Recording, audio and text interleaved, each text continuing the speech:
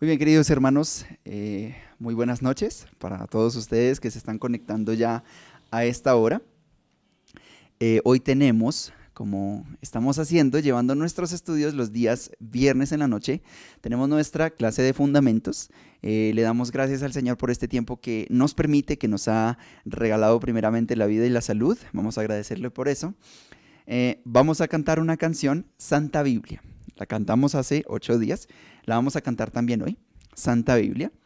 Y vamos a comenzar con nuestra reflexión y nuestra lección, mejor dicho, del día de hoy. Entonces, les invito a que oremos y que comencemos cantando. Señor, gracias por darnos la vida y la salud para estar aquí, para acercarnos a tu palabra, leer tu Biblia, entender también un poco por qué tu Biblia es tu Biblia. Gracias porque eres tan misericordioso con nosotros. Ayúdanos a entender lo que nos quieres decir en esta noche. Y gracias porque siempre recordamos que a pesar de que en muchos sitios del mundo hay mucha oposición para nosotros, que somos tus hijos y tus seguidores, pues hoy tenemos la libertad y la tranquilidad de simplemente abrir nuestra Biblia, incluso transmitir por medios sociales y decirte que te amamos, cantarte. Queremos darte la gloria en este tiempo, en el nombre de Jesús. Amén y amén. Entonces, como recién les decía, vamos a cantar el himno 270 en el himnario Celebremos su Gloria, Santa Biblia. Santa Biblia.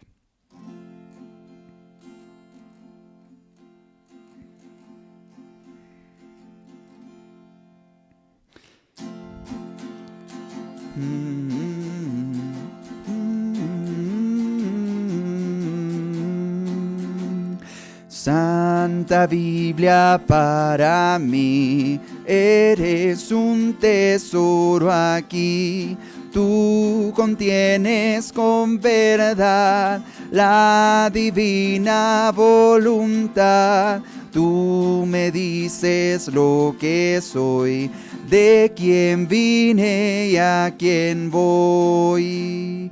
Tú reprendes mi dudar, tú me exhortas sin cesar. Eres faro que a mi pie va guiando por la fe a las fuentes del amor del bendito Salvador. Eres infalible voz del Espíritu de Dios, que vigor al alma da cuando en aflicción está. Tú me enseñas a triunfar de la muerte y el pecar. Por tu santa letra sé que con Cristo reinaré. Yo que tan indigno soy, por tu luz al cielo voy. Santa Biblia para mí, eres un tesoro aquí. Y es un verdadero tesoro para nosotros su palabra. Así que vamos a nuestra lección.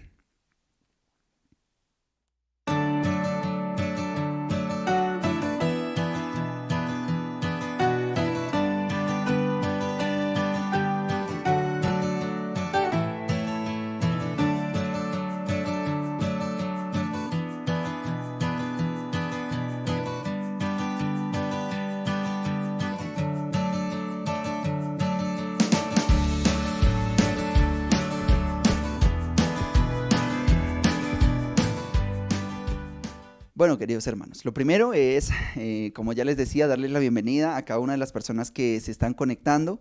Gracias al Señor porque, bueno, tenemos este espacio abierto para cada uno de nuestros hermanos que nos están acompañando en este momento. Y bueno, como decíamos, es importante estudiar la palabra del Señor. Esta es nuestra tercera sesión, digámoslo así. Gracias a Dios podemos tener este buen tiempo, como lo decíamos. Y dado que ya es nuestra tercera lección, pero que tenemos la posibilidad de contar con nuevas personas el día de hoy, voy a contarles un poquitico, muy resumido, acerca de lo que vimos en las lecciones anteriores. Y hoy vamos a ver la tercera parte de esta parte que estamos estudiando, estos estudios de hermenéutica, y hoy ya nos vamos a meter de lleno en materia. Entonces vamos a orar para comenzar y encomendar todo este tiempo al Señor, también encomendar mi vida y que, bueno, podamos aprender y le demos la gloria también a Él. Oremos otra vez. Señor, gracias por este tiempo. Te pido por favor que bueno, cada una de las palabras que pretendo decir, pues que me guíe, Señor. Gracias porque verdaderamente, puedo decir, es un estudio bíblico. Vamos a leer una buena porción de tu palabra. Así que gracias por eso. Y es parte también de serte más fieles porque nos acercamos a tu Biblia, estudiamos y procuramos entender el significado que hay allí, el sentido con el que has escrito. Todas estas palabras que en tu omnisciencia, el conocimiento pleno que tienes acerca de todo, y además de tu buena voluntad que tienes para con nosotros, bueno, hoy nosotros podemos acercarnos de manera tan abierta, como lo decíamos, a tu palabra, podemos estudiarla, sacar un tiempo y saber qué es lo que realmente nos estás transmitiendo. Te pido por favor a que nos ayudes a cada una de las personas que estamos aquí estudiando este curso a ser más juiciosos en el estudio de tu palabra y poder entender lo que nos estás diciendo para poder entonces actuar de la manera como tú quieres. Gracias porque nunca te fijas en nuestro comportamiento así de primer plano. No, tu instrucción hacia nosotros y tus exhortaciones jamás son directamente hacia nuestra conducta. Siempre tocas nuestros corazones. Te vale más lo que hay dentro porque cuando nosotros somos como lo es el Señor Jesucristo, pues tú nos puedes utilizar porque actuaremos, hablaremos, diremos cosas y haremos cosas que van de acuerdo a tu voluntad. Ayúdanos a ser más parecidos a tu corazón, por favor, Señor. En el nombre de Jesús, amén. Entonces, queridos hermanos, como les comentaba, hoy que ya tenemos nuestra tercera sesión, es, por cierto, la primera lección que vamos a tener ya bien adentro en materia. Venimos viendo este tiempo dos lecciones introductorias en las cuales, en la primera decíamos que es importante estudiar la Biblia. ¿Por qué es importante estudiar la Biblia? Nos basábamos nuestra lección específicamente en 3 puntos. Es importante estudiar la Biblia porque esto es indispensable para el crecimiento espiritual. El estudio de la palabra del Señor es indispensable para nuestro crecimiento espiritual. Además, el estudio de la palabra del Señor es indispensable para la madurez espiritual. El estudio bíblico es indispensable para la madurez espiritual. Y además decíamos que el estudio bíblico también es indispensable para la efectividad espiritual. La efectividad espiritual. ¿Qué quiere decir esto? Es muy sencillo. Poníamos el ejemplo basándonos en 1 de Pedro 2:2 en cuanto al crecimiento espiritual, que así como un niño anhela esa leche, que como un niño también necesita estar comiendo desde pequeño, seguramente no está comiendo pollito asado, carnita en bistec, todas estas cosas que a lo mejor hasta ahora, si no han cenado, ya les suena el estómago. Pero decíamos todas estas cosas que es importante que el niño de a poco vaya nutriéndose con la palabra del Señor.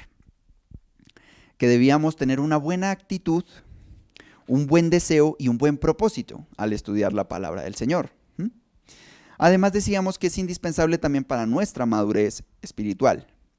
La madurez, como lo planteábamos, es obedecer la palabra del Señor. En el ámbito espiritual, lo opuesto a la ignorancia no es el conocimiento, porque ese conocimiento en bruto, digámoslo así, hay veces que no nos sirve para nada, como lo referenciábamos en cuanto a Santiago, nos habla de la sabiduría espiritual y, digámoslo así, la sabiduría divina, y esa sabiduría que simplemente es terrenal, que es animal y que es diabólica. Pues esa sabiduría espiritual no nos lleva a ser cabezones, a conocer muchísimo acerca de la Biblia, sino a poner en práctica.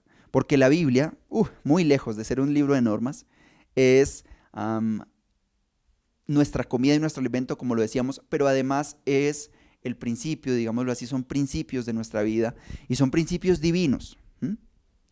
Dios, que nos ha hecho, conoce hacia dónde nosotros debemos conducirnos y sabe cuáles son los mejores caminos para nosotros. Además, decíamos que el estudio bíblico es indispensable para la efectividad espiritual. Y esto se refiere al servicio a Cristo. Nosotros sabemos que el servicio a Cristo específicamente no va dirigido hacia Él, literalmente. Porque, por ejemplo, en este momento poníamos un ejemplo y era: no podemos acercarnos a lavarle los pies al Señor. Físicamente en este momento no podemos. No podemos ir y prepararle un tintico y llevarle unas galletas. No se puede, no está aquí físicamente. Sin embargo, como Él mismo nos ha dicho, el amor a Dios es obedecer sus mandamientos, y sus mandamientos son amar al prójimo. Amar a Dios con todo el corazón implica amar a otros seres humanos que son hermanos e incluso también aquellos que no son hermanos nuestros. Eso fue lo que abarcamos en la primera lección, la introducción número 1. En la introducción número 2 dimos un buen repaso, tomamos mucha agüita, dimos un buen repaso relacionado con la razón, o digamos, sí, bueno, sí, la razón, las razones, pero también un poco la historia de cómo nosotros tenemos hoy en día la Biblia en español. Específicamente, la Biblia no fue escrita para nosotros, para David, para toda Musú. En un sentido general, sí, pero nosotros, incluso como lo tenemos en las cartas del Nuevo Testamento, sabemos quién es el destinatario. La carta a los Corintios se escribió a una iglesia que estaba en Corinto. La carta a los Efesios se escribieron a una iglesia que estaba en Éfeso. La carta a los Tesalonicenses, la primera y la segunda, se escribieron a iglesias que estaban en la región de Tesalónica. Entonces, con esto en mente, también vimos cómo con el origen, digámoslo así, del idioma español, idioma que dijimos que es fusional, o sea que fue creado, digámoslo así, con base en varios idiomas más, por así decirlo, y como lo dice y lo indica su palabra, pues se fue fusionando en un nuevo idioma. Por eso tenemos muchas palabras que tienen su raíz en el latín, en el griego, y tenemos muchas palabras que hemos adaptado de estos idiomas. Y por ejemplo, con la que llamamos globalización, se han metido muchísimas palabras más de otros idiomas, incluso del francés, que no tienen mucho que ver con nosotros, del inglés, sobre todo, que es un idioma, es el idioma comercial mundial, ¿no? Por ejemplo, un ejemplo sencillo de esto es la palabra tópico. La palabra tópico en español técnicamente no existe. No estoy seguro, creo que la Real Academia ya aceptó la palabra tópico. Me parece que sí, pero realmente esta palabra no es nuestra. Viene del inglés, pues, topic, que quiere decir tema. Entonces, una traducción o una mejor traducción de la palabra tópico sería tema, ¿no? Entonces, todas estas cosas pues no son ajenas al estudio de la palabra porque, como decimos, la palabra se escribió principalmente en 3 idiomas. En 3 idiomas se escribió. Se escribió en hebreo, el Antiguo Testamento. Una parte de Daniel se escribió en arameo. Tenemos ahí otras palabras que puede ser el inglés de esa época. Y también muchos años después, el Nuevo Testamento se escribió en griego, que como nosotros también decíamos, no es el griego que se habla actualmente. Si usted desea estudiar griego con el propósito de aprender la palabra del Señor, no estudie griego de hoy en día, no le va a servir. Es parecido, pero no es el mismo. El griego que en ese momento se hablaba y en el cual se escribió la Biblia es un griego que nosotros le conocemos como griego koiné, que es la palabra común, no quiere decir otra cosa que común. Y era el inglés de esa época. Y lo comparo con el inglés pues porque era el idioma comercial. Muy bien, entonces, con esto dicho, hoy nos vamos a meter en tema. Hace 8 días hicimos un interesante repaso y hablamos mucho acerca de la Biblia. Hoy vamos a dejar, si el Señor así nos lo permite en este tiempo, vamos a dejar entonces que sea la Biblia la que nos hable a nosotros y no hablar nosotros tanto acerca de la Biblia. Vamos a mirar específicamente lo que quiere decir la palabra hermenéutica y vamos a tocar temas relacionados con la revelación, la inspiración y la iluminación. Muy bien, entonces vamos a iniciar. La palabra hermenéutica, comencemos por ahí. ¿Qué quiere decir hermenéutica? Hermenéutica. Bueno, según Larousse y según específicamente Larousse, nos dice allí que la definición en cuanto a la historia y la religión quiere decir la interpretación de los textos, en especial de los textos sagrados. También tenemos que es la ciencia de los principios que son válidos para la interpretación de una afirmación.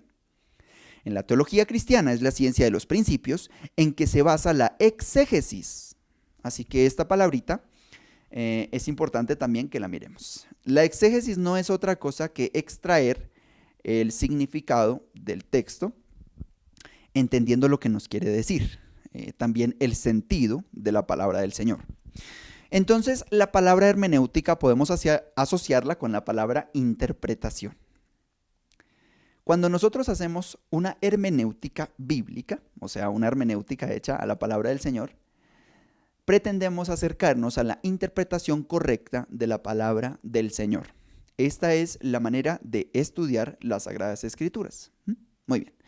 Entonces, en este curso de hermenéutica, como tenemos, vamos a aprender varias técnicas que requieren de aplicarlas para poder dominarlas, ¿cierto? ¿Cuál es la única manera de aprender una técnica y decir, yo sé y conozco la técnica bien? Conocerla, como la dijimos, intelectualmente, pues puede ser sencillo, porque realmente son cosas que están organizadas de una manera sencilla para nuestra memorización, entre otras cosas.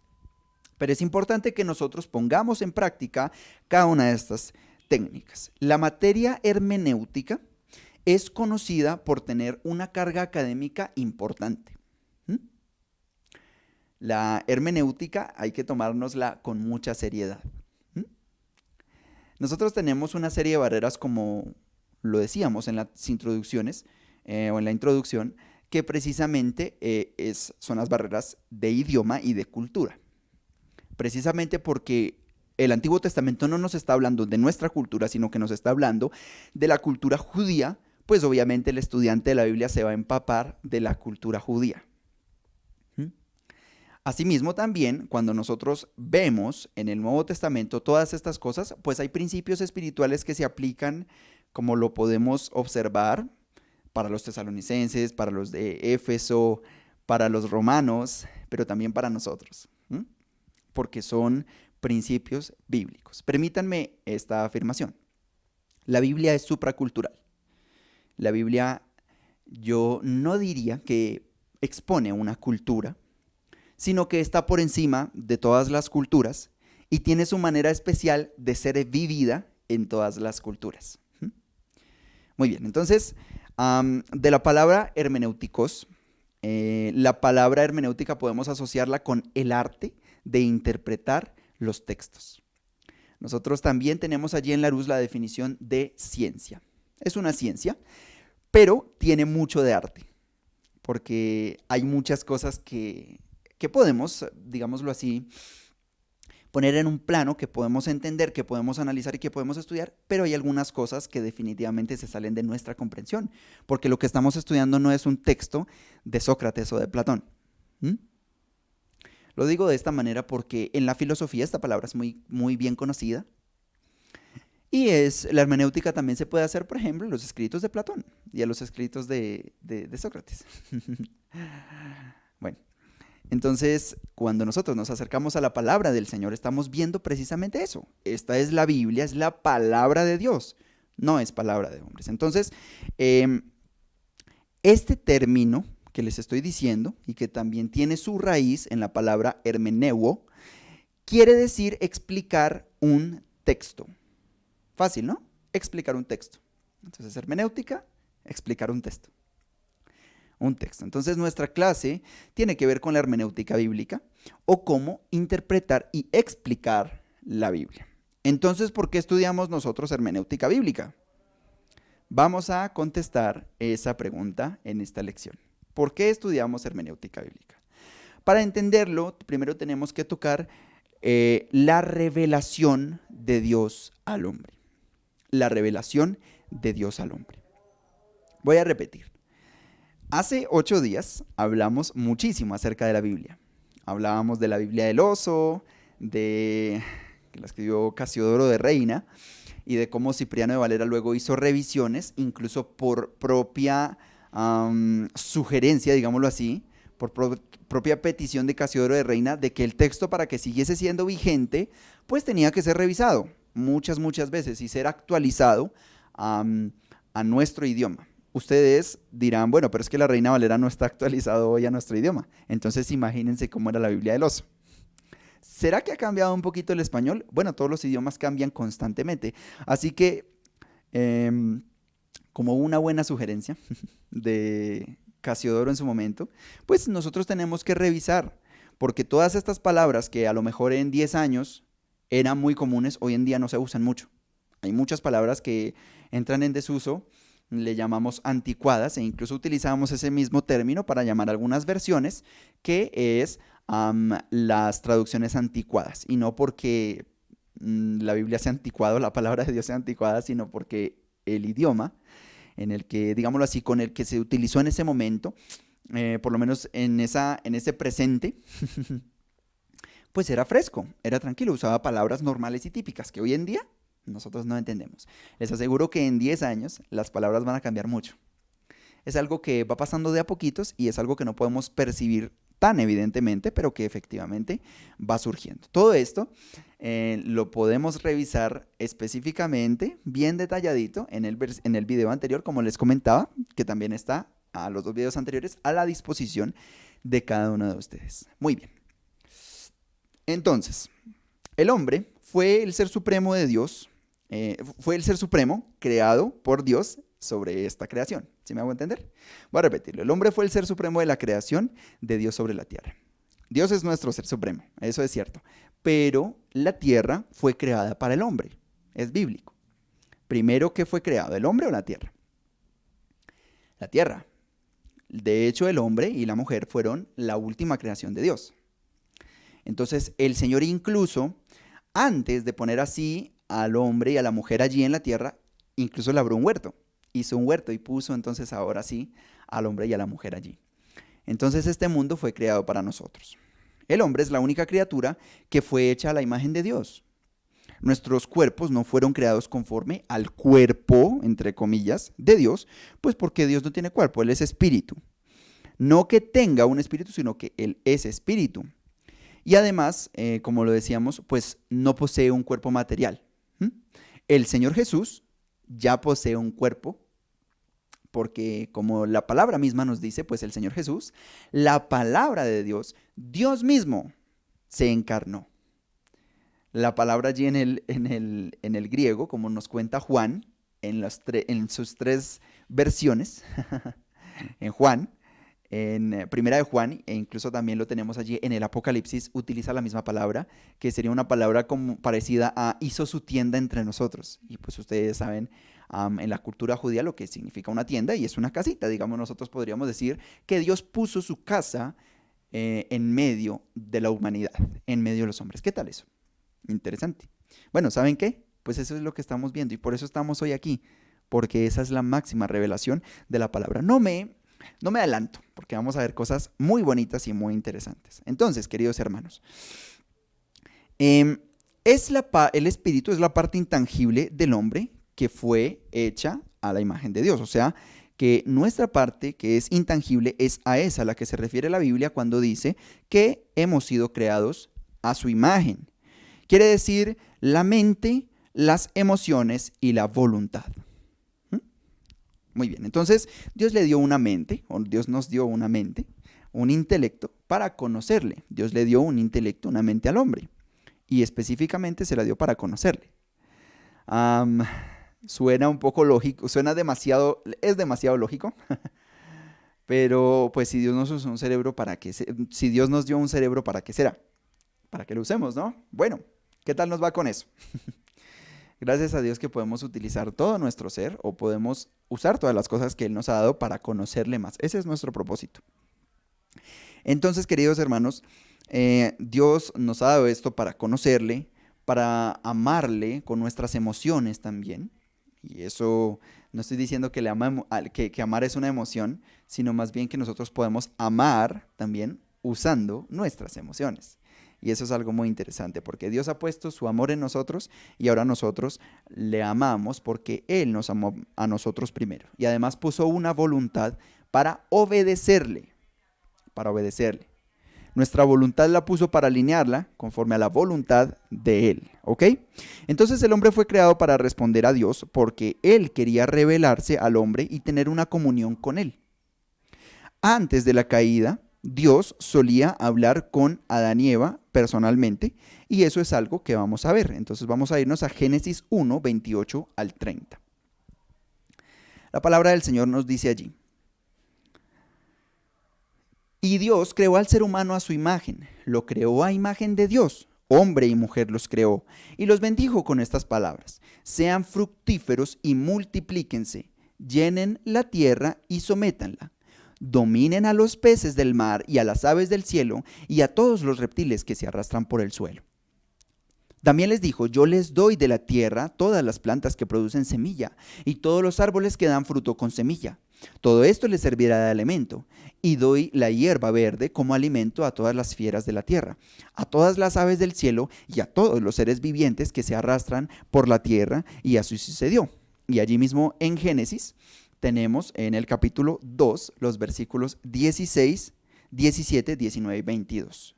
Nos dice la palabra: y les dio este mandato: puedes comer de todos los árboles del jardín, pero del árbol del conocimiento del bien y del mal no deberás comer. El día que de él comas, ciertamente morirás. Entonces Dios el Señor formó de la tierra toda ave del cielo y todo animal del campo, y se los llevó al hombre para ver qué nombre les pondría. El hombre les puso nombre a todos los seres vivos, y con ese nombre se les conoce.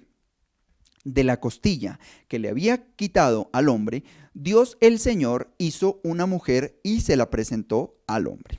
Entonces, como decimos aquí, pues antes de la caída Dios solía hablar directamente con Adán y Eva personalmente, pero después que fueron engañados por Satanás y que pecaron, pues ya no querían y de hecho ya no podían gozar de la compañía de Dios como antes lo hacían. Y vamos a irnos a Génesis 3, versículos 8 al 10. Y la palabra del Señor nos dice que cuando el día comenzó a refrescar, el hombre y la mujer oyeron que Dios el Señor andaba recorriendo el jardín. Entonces corrieron a esconderse entre los árboles para que Dios no los viera. Pero Dios el Señor llamó al hombre y le dijo: ¿dónde estás? El hombre contestó: escuché que andabas por el jardín y tuve miedo porque estoy desnudo, por eso me escondí. Entonces, queridos hermanos, aunque el hombre merecía que Dios lo destruyera, pues al menos que le olvidara, siempre nuestro Dios ha querido tener una comunión con nosotros. Por eso proveyó el sistema de sacrificios para que los pecadores pudiéramos acercarnos a Él. Vamos a irnos a Génesis 3, 21 y Génesis 4, 4. Dios el Señor hizo ropa de pieles para el hombre y su mujer y los vistió. Abel también presentó al Señor lo mejor de su rebaño, es decir, los primogénitos con su grasa, y el Señor miró con agrado a Abel y a su ofrenda. El Señor mismo fue el que les enseñó a hacer esto. Entonces, no obstante, eran muy pocos los que se acercaban a Dios en fe para tener una comunión con Él. Vamos a irnos a Génesis 5, 22 y 6, 8 al 9. Entonces Génesis 5, 22 nos dice que después del nacimiento de Matusalén, Enoc anduvo fielmente con Dios 300 años más y tuvo otros hijos y otras hijas. Pero Noé contaba con el favor del Señor. No era un hombre justo y honrado entre su gente. Siempre anduvo fielmente con Dios. Entonces vamos a hacer una pausa aquí para analizar estas dos vidas. Y es muy interesante ver cómo la palabra nos dice ahí que Enoc anduvo con Dios. Y yo puedo decir que andó en sus caminos. E incluso nosotros tenemos testimonio allí de que el Señor, Enoc no muere, sino que el Señor se lo lleva antes de tiempo. ¿Ustedes saben la comunión tan tremenda que Enoc tenía con Dios? ¿Quieren saberla? ¿Cómo se llama? A ver, comencemos por eso. Enoc es antes del diluvio. Vivió antes del diluvio. Fue uno de los primeros hombres de la tierra, de hecho. ¿Cómo le puso a su hijo? Matusalén. Interesante eso. Qué nombre más extraño. ¿Sabe qué quiere decir Matusalén? Matusalén quiere decir, cuando él muera, juicio. Esa es una buena traducción para lo que quiere decir la palabra Matusalén o el nombre Matusalén. Cuando él muera, juicio. Nos enseña acerca de la paciencia de Dios. ¿Quién es el hombre que más ha vivido en la tierra? ¿Saben ustedes quién es el hombre que vivió más tiempo en la tierra? Matusalén.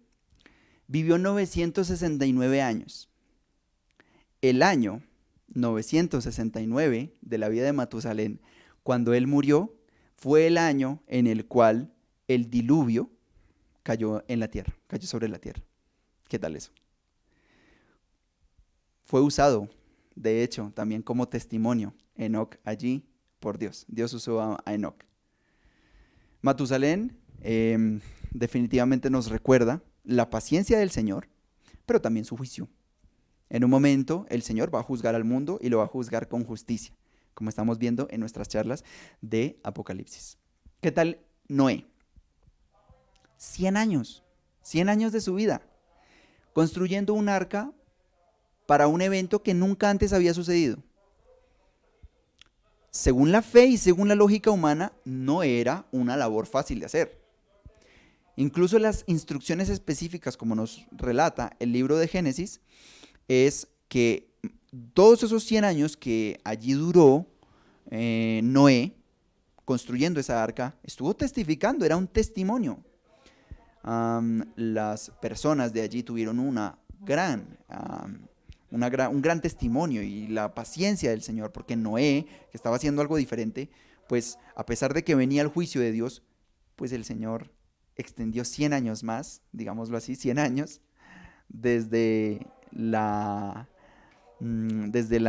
precisamente, pues, desde que comenzó a construir el arca, todo ese testimonio que dio construyéndola hasta el año 969 de la vida de Matusalén, cuando por fin comenzó a llover y fue el diluvio. ¿Qué tal? La palabra nos dice más de lo que nosotros podemos llegar a veces a percibir. La creación, simplemente. Ustedes han visto los animales, y si nos centramos en los animales, es impresionante la cantidad de cosas que solamente los animales y solamente la creación nos están diciendo y ni lo vemos. Imagínense en este momento en el que estamos en pandemia, ¿han visto todos los animales que han salido por ahí a la calle? Me parece hermoso. Dios nos quiere decir algo, siempre nos está expresando. Tenemos que ponernos pilas y agarrar todas esas cosas que el Señor nos está diciendo, ¿vale? Muy bien, vamos a seguir. Entonces, queridos hermanos, a pesar de que son muy pocas personas las que realmente desean tener una comunión con Dios, conocerle, amarle y obedecerle, Él, en su gracia, sigue revelándose a nosotros, que somos la humanidad. Estemos muy pendientes. Es importante indagar, y como Casiodoro de la Reina lo decía, como ese oso en su Biblia del oso, que busca con ansias la miel del panal para comer, como un niño recién nacido que llora desesperado pidiendo su comida. Así debemos ansiar, así debemos tener esa actitud, así debemos desear la palabra del Señor. Muy bien, vamos a seguir. Entonces, Dios se ha revelado en forma especial a través de su Hijo Jesucristo. Él es el Verbo o la palabra de Dios que se ha encarnado. Vamos a irnos a Juan 1:18. Juan 1:18 y Hebreos 1:1 al 2.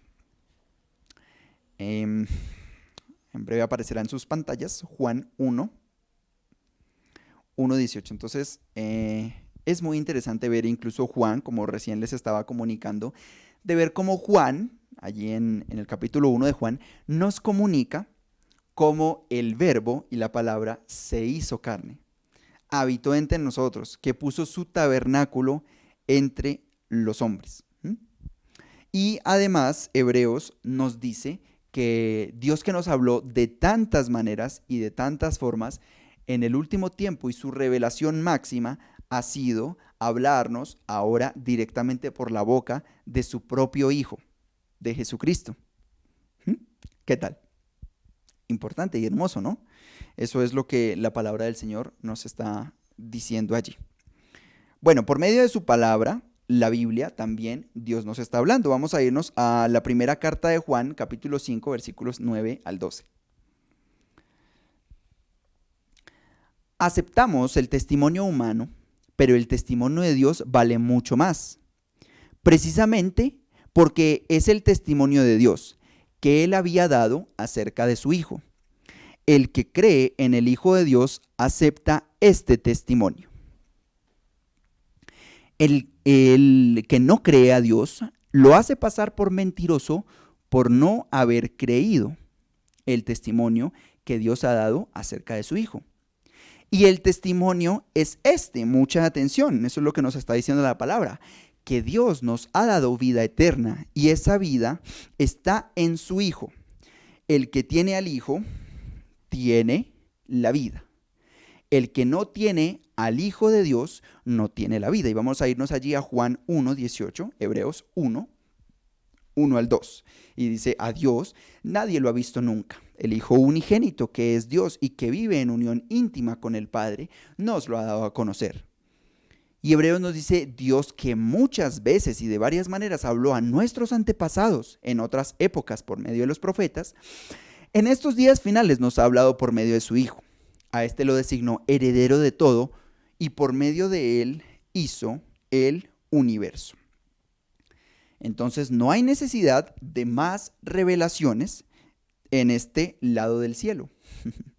Porque el Espíritu de Dios usa la Biblia para revelarnos todo lo que Él quiere que sepamos. Vamos a irnos a Juan 16:13 y a 1 Corintios 2:9 al 12. Juan 16:13 nos dice, pero cuando venga el Espíritu de la verdad, Él los guiará a toda la verdad, porque no hablará por su propia cuenta, sino que dirá solo lo que oiga y les anunciará las cosas por venir. Y Corintios allí nos dice, por carta ya les he dicho que no se relacionen con personas inmorales. Por supuesto, no me refiero a la gente inmoral de este mundo, ni los avaros, estafadores o idólatras. En tal caso tendrían ustedes que salirse de este mundo. Pero en esta carta quiero aclararles que no deben relacionarse con nadie que llamándose hermano sea inmoral o avaro, idólatra, calumniador, borracho o estafador. Con tal persona ni siquiera deben juntarse para comer. ¿Acaso me toca a mí juzgar a los de afuera? ¿No son ustedes los que deben juzgar a los de adentro? ¿Qué tal? La revelación de Dios para nosotros los hombres. Vamos a ver entonces algo relacionado con la inspiración de la Biblia. La inspiración de la Biblia. Dios quería comunicarle al hombre su plan de salvación y además su voluntad para todos aquellos que aceptan ese plan. Por eso, se aseguró de que el mensaje de la Biblia fuera su mensaje y lo hizo por medio de la inspiración. Podemos tener la certeza de que la palabra de Dios es la palabra de Dios. Por eso llamamos a la Biblia la palabra de Dios. Vamos a irnos a Timoteo, a segunda carta a Timoteo 3:16. Un versículo que estudiamos en lecciones pasadas y que nos recuerda que toda la escritura es inspirada por Dios, inspirada. La palabra de Dios es inspirada por Dios y además es útil para enseñar, para reprender, para corregir y para instruir en la justicia. En este versículo la palabra inspirada quiere decir literalmente respirada por Dios. Es el aliento de Dios. La palabra ya en el griego es theopneustos y de hecho ahí vemos la partícula theos, que es Dios, y neo, que es respirar. Respirar y Dios. ¿Qué tal? Entonces, de la misma manera que aquella persona que habla, pues produce una respiración o está respirando. De hecho, es algo que nosotros tenemos. En la fonética se estudia eso, que todo sonido primero depende de una columna de aire en movimiento. Entonces, la palabra que es respirada por Dios quiere decir que las escrituras son resultado de la respiración divina, que son palabras de Dios que hombres dirigidos y movidos por el Espíritu escribieron, como nos dice allí la palabra en 2 de Pedro 1:21. Vamos a irnos entonces a 2 de Pedro 1:21. 2 de Pedro 1:21 nos dice, porque la profecía no ha tenido su origen en la voluntad humana, sino que los profetas hablaron de parte de Dios impulsados por el Espíritu Santo. Clarito, ¿verdad? Muy bien. La palabra traducida siendo inspirados, allí en Segunda de Pedro 1:21, pasaje que acabamos de leer, pues tiene el sentido de decir llevar o traer, o en otras palabras, que fueron llevados, que fueron impulsados. Vamos a ir otra vez a Segunda de Pedro 1:21, porque me gusta como la palabra del Señor aquí nos lo dice en la nueva versión internacional, y dice que, sino que los profetas hablaron de parte de Dios y ven allí, impulsados. Si son impulsados, ¿quién los impulsó? El Espíritu Santo. Eso, muy bien. Entonces, lo que nosotros tenemos aquí es que fue por el poder del Espíritu Santo y además no actuando en conformidad con sus propias voluntades, las propias voluntades de cada uno de los escritores. No estaban expresando sus propios pensamientos, sino que estaban siguiendo la mente de Dios en palabras dadas y ministradas por Él. La inspiración no es lo mismo que la revelación. Aunque ambas son enseñadas en las Escrituras, pues no son idénticas. Por medio de las revelaciones, Dios comunicó verdades que anteriormente no eran conocidas. El Espíritu que verdades que no eran conocidas por el hombre. Nada más así. Esto es lo que quiere decir revelación. Tenemos que hacer distinción. Verdades que fueron comunicadas al hombre y que anteriormente no eran conocidas, les llamamos revelación. Entonces, por ejemplo, Dios le dio a Daniel detalles sobre el futuro por revelación. Vamos a irnos a Daniel 7, en el versículo 1, y Daniel 9, 21 al 23. En el primer año del reinado de Belsasar en Babilonia, Daniel tuvo un sueño y visiones mientras yacía en su lecho. Entonces puso por escrito lo más importante de su sueño. Muy bien, entonces allí tenemos la palabra del Señor. Como lo estoy diciendo, esto es revelación. Dios, y ustedes pueden leer el libro de Daniel, que es interesantísimo, le reveló con una exactitud impresionante a Daniel las cosas que iban a acontecer. Es tanta la precisión del libro de Daniel que de hecho hay muchas personas que sugieren que el libro de Daniel fue escrito muchísimos años después respecto a lo que nosotros realmente sabemos que fue escrito. ¿Por qué? Porque dicen que la precisión del libro de Daniel es tan grande, es tan preciso Daniel, que no pudo haber sido simplemente profetizado. Y es que usted lo puede leer, aunque no lo entienda mucho a lo mejor al principio, cuando lo comparamos a la luz de la historia, nos habla del imperio babilónico, nos habla del imperio persa, medo-persa, nos habla de incluso parte del imperio griego e incluso del imperio romano.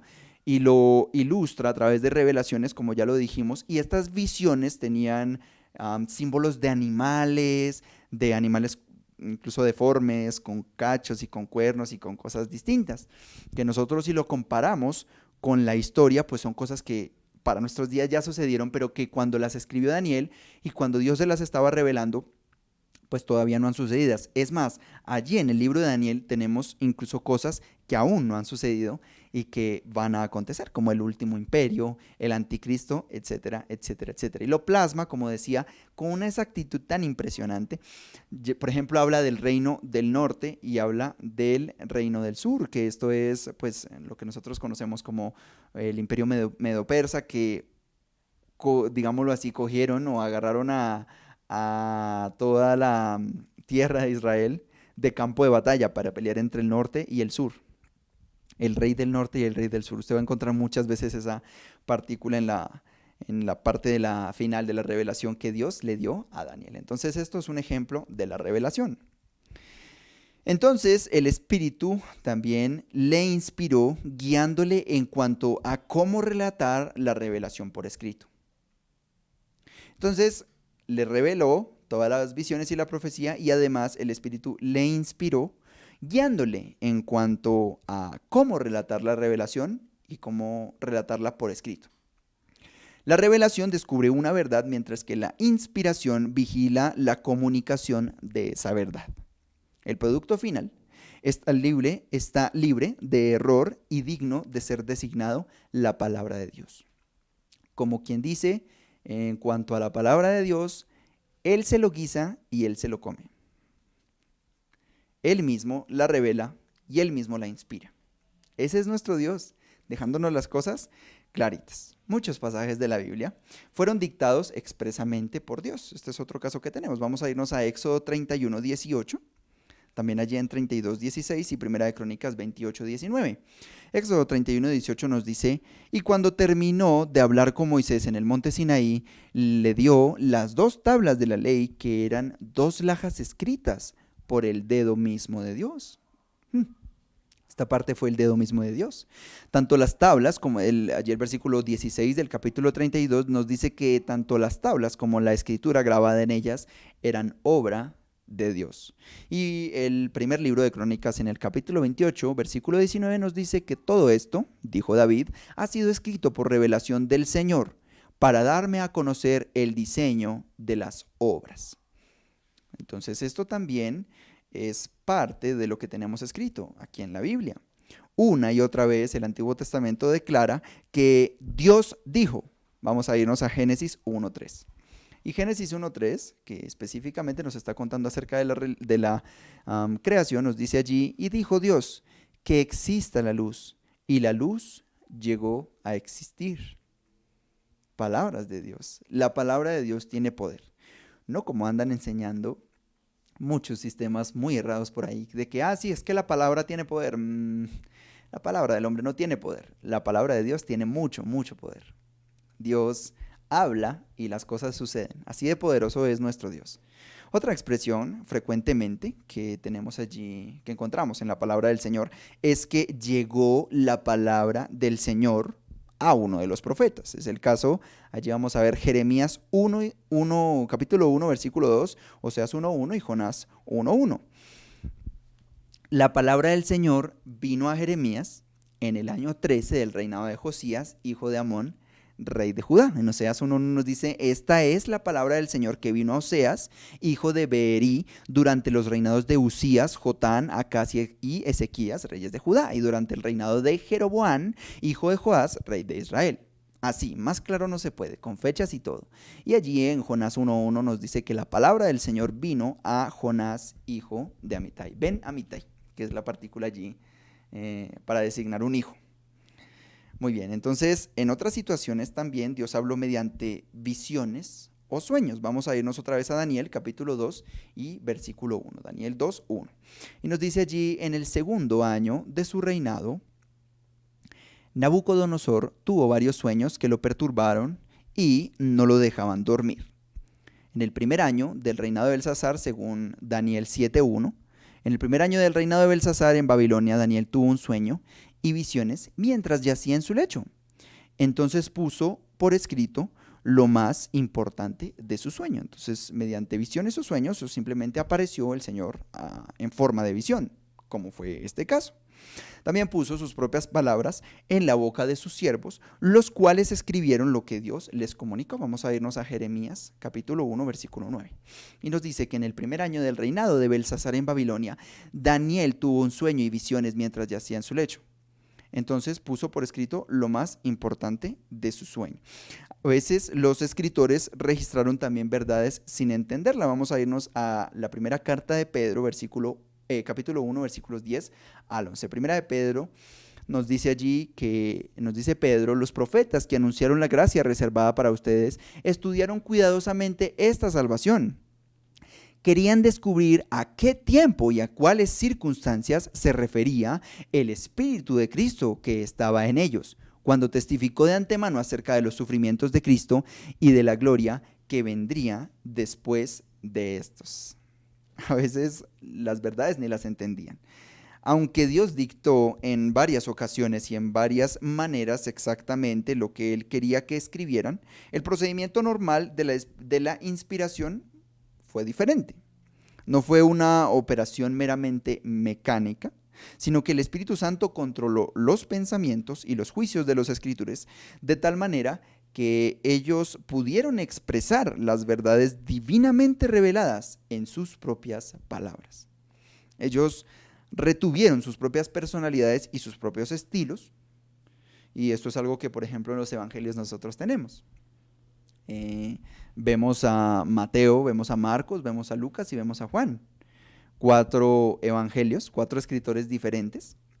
Mateo, un testigo ocular de muchos de los acontecimientos que está contando, pero Marcos no lo era definitivamente. Se cree que Marcos registró muchas de las enseñanzas y de las historias que contaba Pedro. Eso es lo que la tradición nos dice. También tenemos a Lucas, quien no era judío, y es el único escritor de la Biblia que no era judío. El resto lo eran. Allí, en el libro de Lucas, nosotros vemos que es el que escribe más bonito, el que mejor escribe. Su griego, digámoslo así, era mucho más técnico, mucho más clase alta. Y Juan, el Evangelio de Juan es fascinante, tiene un contenido teológico impresionante y es un testigo ocular de la mayoría de las cosas que está contando allí. Muchísimas cosas las cuenta porque ahí las vio toditas, él las vio absolutamente todas. Entonces, incluso así vemos que la revelación de nuestro Dios es hermosa y es impresionante porque a pesar de que son 4 escritores diferentes de las historias acerca de nuestro Señor Jesús aquí en la tierra, pues ninguna contradice a ninguna. Nosotros entendemos el propósito general por el que fueron escritos, por ejemplo, los evangelios. Cada carta, cada libro tiene un propósito específico que nos está expresando y de hecho con el estudio de la hermenéutica que estamos aprendiendo, pues podemos entenderlo. Entonces es importante que nosotros nos acerquemos allí a la palabra del Señor y como yo les decía, es bueno probar la palabra del Señor y decir, bueno, ¿por qué yo creo lo que creo? ¿Verdaderamente esto es inspirado por Dios? ¿Está respirado por Dios? ¿Realmente es lo que Dios quiere decirnos? ¿Es el mensaje de Dios y no de los hombres? Muy bien. Entonces, queridos hermanos, fueron inspirados todos estos escritores por obra del Espíritu Santo. Pero Moisés, Juan, Pablo y los demás escritores pues siguieron siendo los mismos de antes y por eso cada uno expresó las verdades a su manera. Yo he escuchado incluso un argumento en cuanto a que el libro de Hebreos no es de Pablo, precisamente por la forma en la que ha sido escrita. Y podemos ver efectivamente que Lucas es el mismo escritor de Lucas y de Hechos, y que Juan, no tenemos que ser ni siquiera grandes estudiosos de la Biblia para leer el Evangelio de Juan, leer las cartas de Juan y leer el Apocalipsis y ver que utiliza las mismas palabras. Hijitos y queridos y hermanos y la manera como lo presenta, debido también al cambio que Dios produjo en la vida de Juan y que produce en la vida de cada uno de nosotros. Y aquí hay una comparación bonita, porque todas estas verdades que le enseñó a Juan y todo esto del amor, pues si ustedes recuerdan, una vez él incluso le dijo, Señor, oramos para que caiga fuego y haya juicio en este momento para esas personas de por allá. Y el Señor toca su corazón. Y vemos también cómo tocó el corazón de Pedro. Cómo él verdaderamente aprendió su buena lección en cuanto al pastoreo. Y vemos cómo el Señor Jesús en tierra le decía, después de que lo negó 3 veces, le hizo repetir, Señor, te quiero, Señor, te amo, por cada una de las veces que lo negó. Y la respuesta del Señor a su pregunta, porque le preguntaba a Pedro y le decía, Pedro, ¿de verdad me quieres? ¿De verdad me amas? Y Pedro le decía, Señor, tú lo sabes, tú sabes que yo te quiero. La respuesta del Señor fue, apacienta mis corderos, apacienta mis ovejas. Uy, qué lección, ¿cómo la aprendió? En las cartas de primera de Pedro, allá en las cartas de Pedro nos dice Pedro, apacienten la grey del Señor, apacienten a los corderitos del Señor. Qué bonito, así es lo que el Señor ha generado en nosotros. Entonces, queridos hermanos, cada uno, a pesar de que conserva su propio estilo, fue inspirado por Dios. No son las palabras de ellos. Tienen su estilo, lo comunicaron a su manera, pero son las palabras de Dios. Han sido inspiradas por el Espíritu Santo. Entonces, la inspiración de la Biblia nos sugiere que Dios aprueba todas sus declaraciones. Seguramente esto es evidente. ¿Cómo podría Dios, por ejemplo, aprobar todas las palabras de Satanás o de los amigos de Job? Si luego nos dice precisamente que no le agradan. porque ni Satanás, ni Job, ni sus tres amigos hablaron por la inspiración de Dios, pero sin embargo la Biblia ha registrado fielmente las opiniones propias sin hablar lo que dijeron. Por otro lado, algunos de los pensamientos filosóficos de Eclesiastés no van más allá de la sabiduría humana. La inspiración solo garantiza la exactitud de lo que dijeron o hicieron, porque Eclesiastés es el libro filosófico de la Biblia, como se conoce. Pero ciertamente, si nosotros, ¿cómo decirlo? Es una buena visión la que Eclesiastés da a la vida. Pero Eclesiastés da una buena observación y una buena aplicación a muchas verdades de la vida, pero la vida sin Dios, la vida de cómo es por debajo del sol. Pero si nosotros contemplamos, como el resto de la Biblia nos dice, la vida por encima del sol, como dice una canción que me gusta tanto, pues es donde la Biblia cobra su verdadero sentido. Y es más, Eclesiastés al final de todo el discurso que nos está dando, pues nos expresamente nos dice, ¿saben qué? Lo mejor que hay en esta vida es acordarse desde la juventud del Creador. Muy bien, este pequeño ejemplo para explicar lo que estamos diciendo. La Biblia es inspirada en todos los aspectos, tanto en lo histórico, lo geográfico, como en lo moral y lo espiritual. Me encanta el testimonio de muchos, de apologistas reconocidos, que, por ejemplo, nosotros hace un tiempo poníamos la película, creo que es la película de Lee Strobel, valga mencionarlo en nuestra lección del día de hoy. Tiene una película muy interesante en la cual él dice determinadamente intentar negar que la Biblia es cierta. Se va y busca y busca y busca y busca y termina más que convencido que la palabra de Dios es verdadera. Porque por donde donde uno la agarre, por el lado histórico, incluso lo geográfico, lo moral, lo espiritual, lo práctico, cualquier sitio es tan verdadero que cuando lo estudiamos a profundidad nos convence, nos convence. Hay quienes dicen que Nietzsche se arrepintió al final de su vida. No me consta, no vamos a entrar en dilemas. Me parece una idea bonita de creer, pero no creo, no sé si es cierta o no. Lo cierto es que mencionó unas palabras y dijo que el Señor Jesús lo había vencido. Qué bonito cuando nos dejamos vencer. Es una buena experiencia. Hay una canción que dice también, la música que escuchamos es importante, una canción en su letra que es muy bonita y dice, me di cuenta que pierdo si gano esta lucha contra la verdad. Y como lo veíamos en alguno de los sermones, con la ilustración de esa persona que tiró la moneda al aire y le dijo, vamos a definir con un caricellazo, con una moneda al aire si Dios es cierto o no, ¿va? Entonces es algo muy interesante. Y la reflexión es, si todo esto es cierto, ¿qué pierdes tú? ¿Qué tanto daño te hace si la Biblia es cierta? Si Jesús es quien dice ser, si Jesús es Dios, ¿qué tanto daño te hace? Los hombres no aceptan el testimonio de nuestro Dios, no porque no sea fácil de creer, sino porque huyen de la moral. Lo comentábamos esta tarde y estos días con la familia aquí en la hora de nuestro almuerzo.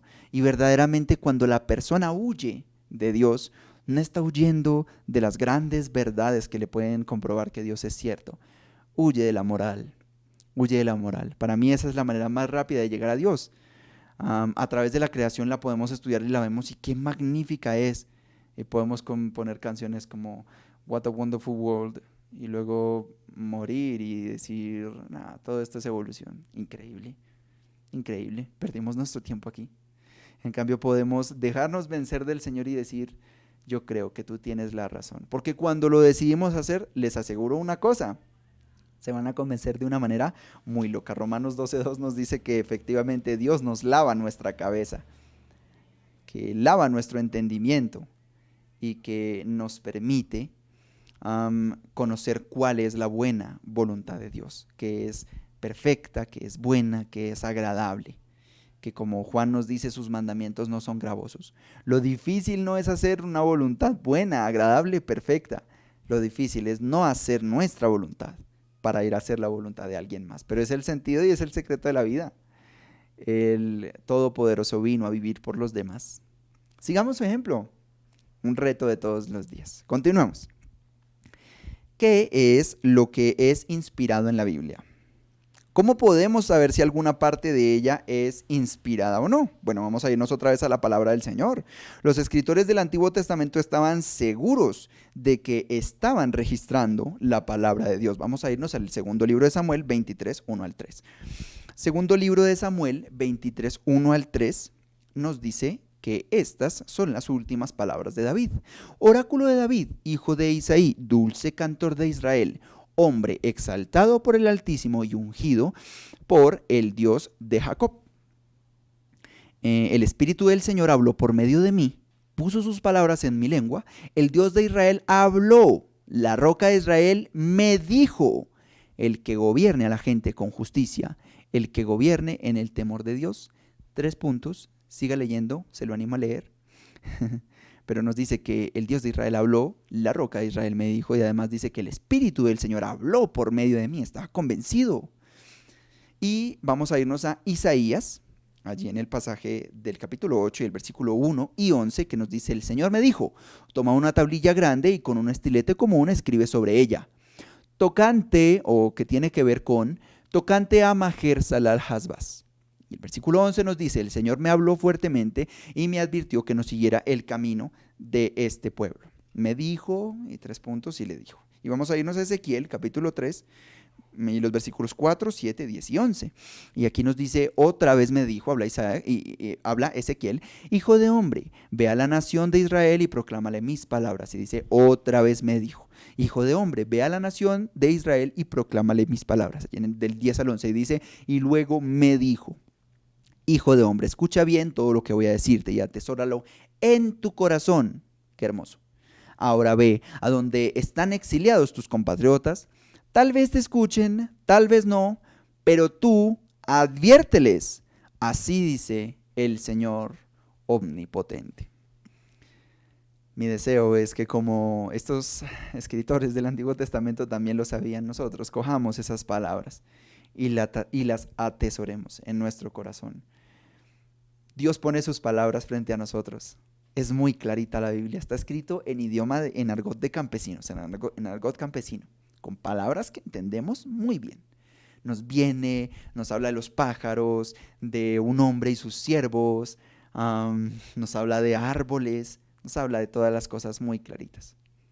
Podemos ponerle atención, podemos entenderlo y podemos ponerla en práctica. Seremos muy bendecidos. Hablando de las escrituras del Antiguo Testamento, nos vamos a ir para el libro de Mateo en el capítulo 5, versículo 18. Y nos dice allí que les aseguro que mientras existan el cielo y la tierra, ni una letra ni una tilde de la ley desaparecerán hasta que todo se haya cumplido. Fue escrito en griego, yo no sé muy bien cuál fue la palabra que el Señor habla pronunciado en el idioma, no sé cuál es específicamente, y es curioso que aquí nos dice que ni una jota ni una tilde, pero no hay tildes en el griego, o sea, hay unas tildes y unos acentos que están marcados, pero el concepto es un poco distinto, es un acento distinto, pero hay jota. ¿Cómo así si la jota es una palabra nuestra? Bueno, la iota es una letra que está en griego y nosotros la vemos, es la letra más chiquitita. Cuando la escribimos, es la letra más chiquitita. Mírelo así, ni la letra más chiquitita del hebreo, del alfabeto hebreo, por ejemplo, de la palabra de Dios en general, que es lo que estamos expresando aquí, ni la letra más chiquitica, ni el acento más insignificante habrían de quedarse en el aire y no ser cumplidas. Eso es lo que la palabra nos está diciendo. Cada palabra de Dios ha sido y va a ser cumplida. No se nos escapa ni una jotica, ni una I. A lo mejor la I es la letra más pequeña en nuestra escritura, ¿no? ¿Cuál será? Ni el punto de la I, ni la tilde, podemos decirlo así, se van a quedar en el aire, sino que todas estas palabras habrían de quedar cumplidas. Entonces, si la precisión y la inspiración se extienden a cada una de sus letras, Cristo estaba obviamente afirmando la inspiración de la totalidad del Antiguo Testamento en este punto. La totalidad de la inspiración del Antiguo Testamento. Con esta solita frase sabemos que todo el Antiguo Testamento ha sido inspirado por el Señor, por nuestro Espíritu, por el Espíritu Santo, por Dios mismo, que son las palabras de Dios tal y como nos lo afirma nuestro Señor Jesús. Vamos a irnos a Juan 10, versículo 35. Juan 10, 35 nos dice: si Dios llamó dioses a aquellos para quienes vino la palabra, y la escritura no puede ser quebrantada. Oh, pasaje raro, ¿eh? Le invito a que lo lea. ¿Quiere hacer la hermenéutica del texto? ¿Quiere aplicarlo? Estudie. ¿Por qué dice eso el Señor Jesús? Son palabras del Señor Jesús. Muy interesante. La segunda parte nos dice que la escritura no puede ser quebrantada. Si Cristo afirmó que la escritura no puede ser quebrantada, quiere decir que no puede fallar. Entonces es imposible poner en tela de juicio la inspiración, por ejemplo aquí del Antiguo Testamento, sin dudar del carácter y de la veracidad de Jesucristo. Y es que cuando nosotros vemos la vida del Señor Jesucristo desde un punto de vista histórico, lógico, digámoslo así, pues miremos una cosa, veamos algo. El Señor Jesús afirmó ser Dios, como lo dice Josh McDowell en uno de sus libros muy hermosos. Dios afirmó ser Dios. Jesús afirmó ser Dios. Dios es Dios. Jesús afirmó ser Dios, entonces solamente hay tres posibles, solamente hay tres afirmaciones, digámoslo así, que pueden ser, hay tres afirmaciones, solamente una de ellas puede ser verdad. Dios, otra vez, Jesús afirmó ser Dios, siendo un loco, y realmente afirmándolo de corazón, pero era loco. O Jesús era un impostor y afirmó ser Dios, mintiendo, o verdaderamente Jesús es Dios.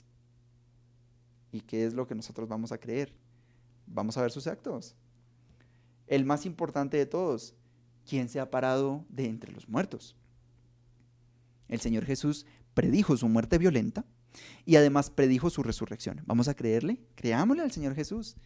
No le queremos creer, hay algo que no queremos creer, acerquémonos y comprobémoslo. Eso es lo más sano que podemos hacer. Entonces, esta razón que estamos exponiendo aquí, pues es por esta razón que la negación de la inspirada palabra de Dios conduce a la negación del verbo encarnado de Dios. En otras palabras, que si negamos que la Biblia es cierta, negamos que Jesús es Dios. Entonces, tomémonos el tiempo. Jesucristo no solo afirmó la inspiración y la infalible exactitud del Antiguo Testamento, sino que él predijo también la escritura del Nuevo, de acuerdo con lo que nos dice Juan 16, 12 al 13. Y vamos a verlo. Juan 16, 12 al 13.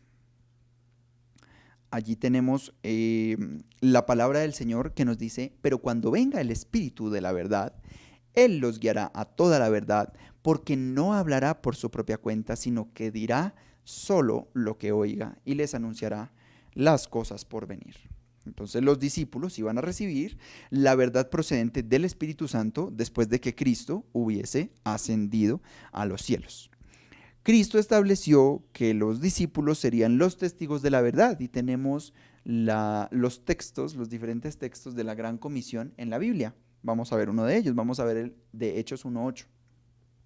Hechos 1:8, a manera profética, si usted lo ve así, la palabra del Señor allí, el Señor Jesús decía que cuando el Espíritu Santo viniera sobre los discípulos, recibirían poder y serían sus testigos del Señor Jesucristo, tanto en Jerusalén como en toda Judea, los judíos, y Samaria, y hasta los confines de la tierra. ¿Qué opina? No solamente tenemos que el Antiguo Testamento es inspiración divina, sino que el Nuevo Testamento, como profecía del Señor Jesús, también es inspiración divina. Muy bien, entonces los escritores del Nuevo Testamento frecuentemente declaraban que los autores del Antiguo fueron inspirados. Vamos a irnos a Hebreos 1:1 nuevamente allí a leer ese pasaje. Hebreos 1:1 y 1 y 2 nos dice que Dios muchas veces y de muchas maneras, de varias maneras, habló a nuestros antepasados en otras épocas por medio de los profetas, y que en estos días finales nos ha hablado a nosotros por medio de su Hijo, el Señor Jesucristo, y que a este lo designó heredero de todo, y que fue por medio de él que hizo el universo. Profecías antiguo testamentarios acerca de Cristo, por ejemplo, fueron dichos por el Señor por medio del profeta, y vamos a irnos a Mateo 1, 22, y también 2:15, que nos dice que todo esto precisamente sucedió para que se cumpliera lo que el Señor había dicho por medio del profeta. ¿Dónde? En el Antiguo Testamento, evidentemente. Y 2:15 nos dice, donde permaneció hasta la muerte de Herodes. De este modo se cumplió lo que el Señor había dicho por medio del profeta: de Egipto llamé a mi hijo. Y si usted ya es estudiante de fundamentos, ya habrá leído Mateo, ¿no? Yo espero que sí. Si leímos Mateo, si usted no lo ha leído, le animo a leerlo. Recuerde que Mateo presenta al Señor Jesucristo como estudiante de fundamentos. Responda. El libro de Mateo tiene el propósito de presentar al Señor Jesucristo como el Mesías prometido, y la manera como presenta a Jesús es como el Rey que ha de venir, que había de venir y que vino, y que también regresará nuestro Señor Jesús. ¿Qué le parece? Interesante. Si nosotros vemos en Mateo, hay cantidad de citas del Antiguo Testamento. De hecho, es el libro del Nuevo Testamento que más cita al Antiguo. Mateo, y específicamente, pues, porque fue escrito para los judíos. Básicamente, Mateo lo que estaba diciendo es, tal y cual como dice la Biblia de Jesús, pues, resulta que Jesús esto y lo otro. Muy bien, queridos hermanos. Entonces, el Espíritu Santo también habló, por ejemplo, por la boca de David. Hay una cantidad de profecía en los Salmos, es hermoso. Vamos a irnos a Hechos 1:16. La palabra del Señor allí, Hechos 1:16, nos va a decir lo que David, y bueno, como les comentaba, pues hay una cantidad realmente de profecía en los Salmos. Los Salmos, ustedes recordarán que son el himnario de Israel. Todos esos cánticos que Israel cantaba, valga la redundancia. Pero tenemos, por ejemplo, ¿han leído el Salmo 22? El Salmo 22 es una descripción específica de una muerte por crucifixión. Hechos 1:16. Y vamos a leer qué dice allí. Y les dijo: hermanos, tenía que cumplirse la escritura que por boca de David había predicho el Espíritu Santo en cuanto a Judas, el que sirvió de guía a los que arrestaron a Jesús. Y muchos escritores del Nuevo Testamento también citan mucho los Salmos, que fueron escritos en su mayoría por David. También la palabra nos dice allí del profeta Isaías a nuestros padres en Hechos 28:25. Vamos a ir a la palabra del Señor allí, Hechos 28:25, y es una cita de Isaías. No pudieron ponerse de acuerdo entre sí y comenzaron a irse cuando Pablo añadió esta última declaración. Con razón el Espíritu Santo les habló a sus antepasados por medio del profeta Isaías diciendo. Entonces el profeta Isaías nos está hablando allí. ¿Ustedes recuerdan la anécdota que la palabra del Señor nos cuenta, la historia que el Señor nos cuenta acerca de Felipe y del etíope? ¿Qué libro iba leyendo este funcionario? Isaías. Entonces en Isaías 53 vemos que ese siervo lo matan. Aquel siervo por el cual nosotros somos salvos y sanos de nuestras heridas, pero es gracias a las suyas, a sus heridas. Y el funcionario le preguntó a Felipe y le dice, una pregunta, ¿de quién está hablando? ¿Isaías está hablando de sí mismo o de quién? ¿De quién habla Isaías en Isaías 53? Del Señor Jesús. Si usted le pregunta a un judío lo mismo, le va a decir que está hablando de Israel. El siervo sufriente, como nosotros lo tenemos allí en figura, en Isaías, es el Señor Jesús. ¿Qué le parece? ¿Cuántos años atrás escribió Isaías acerca del Señor Jesús? La profecía. No en vano, la Biblia misma nos dice que tenemos la palabra profética más segura. ¿Cuál es la palabra profética más segura? Esta es una Biblia. No, los nuevos profetas. No se dejen engañar, no nos dejemos engañar. No hay revelación extra por fuera de la palabra del Señor. No existe, no existe. Ya Dios, todo lo que tenía para decir, Dios, absolutamente todo lo que tenía para decir, ya lo dijo. Y nos lo dejó en un libro. Diga amén, diga aleluya. Aleluya, gracias a Dios, alabado sea nuestro Dios. Que no tenemos que hacer cantidad de rituales, cantidad de ceremonias para acercarnos a su Biblia. No, ya está. Y que tenemos la grande bendición de hoy acercarnos y con la libertad en la que estamos en este momento, poder leer la palabra del Señor. Muy bien, Pablo además estaba seguro de que las palabras que estaba diciendo eran palabra de Dios. Vamos a irnos a una serie de pasajes allí, Gálatas 1, 11 y 12. Gálatas 1, 11 y 12 nos dice, quiero que sepan, hermanos, ojo que nos está hablando a nosotros también. Quiero que sepan, hermanos, que el evangelio que yo predico no es invención humana. No lo recibí ni lo aprendí de ningún ser humano, sino que me llegó por revelación de Jesucristo. Seguimos al Dios que se hizo hombre y no a hombres que se hacen como dioses.